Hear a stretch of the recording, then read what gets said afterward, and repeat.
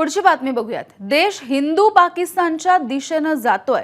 संजय राऊत यांनी रोकठोक मधून ही कठोर शब्दातली टीका केली आहे। 10 वर्षांमध्ये हिंदू आणि मुसलमान अशी 2 राष्ट्र निर्माण झाली। मोदी शहा देशाचे तुकडे करून जातील असंही राऊतांनी म्हटलंय। तर सध्याचं वातावरण हे फाळणी सदृश्य असल्याचा उल्लेख सुद्धा या रोकठोक मध्ये करण्यात आलाय।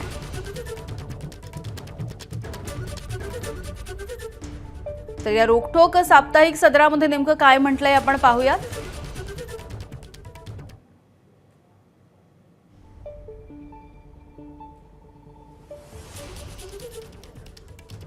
रोकठोक मध्ये जे लिहिण्यात आले ते आपण पाहतोय। मोदी शहांचं राज्य एक दिवस जाणारच आहे, पण जाताना ते देशाचे तुकडे करून जातील।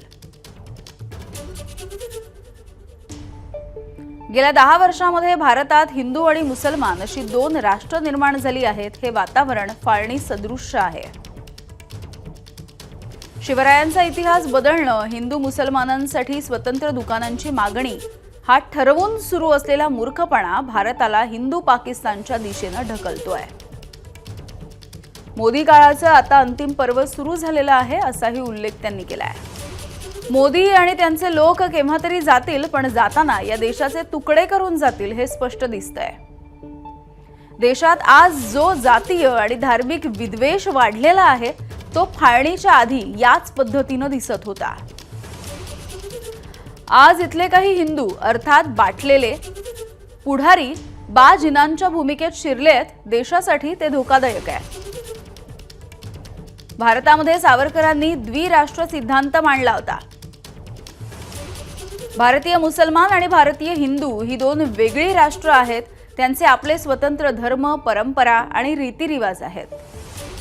त्यामुळे सामाजिक आणि नैतिक दृष्टिकोनामधून मुसलमानांना हिंदू बहुल भारताबाहेर आपली वेगळी मातृभूमी निर्माण करण्याचा अधिकार असायला हवा असं त्यांचं म्हणणं होतं। डॉक्टर आंबेडकर यांनीही एकदा सांगितलं होतं की इथे हिंदू आणि मुसलमान अशी 2 स्वतंत्र राष्ट्र नांदताना दिसतायत। मात्र पंडित नेहरू या शहाण्या माणसानं ठोकून जाहीर केलं, देशाची घटना धर्मनिरपेक्षच राहील, मी भारताचे हिंदू पाकिस्तान होऊ देणार नाही।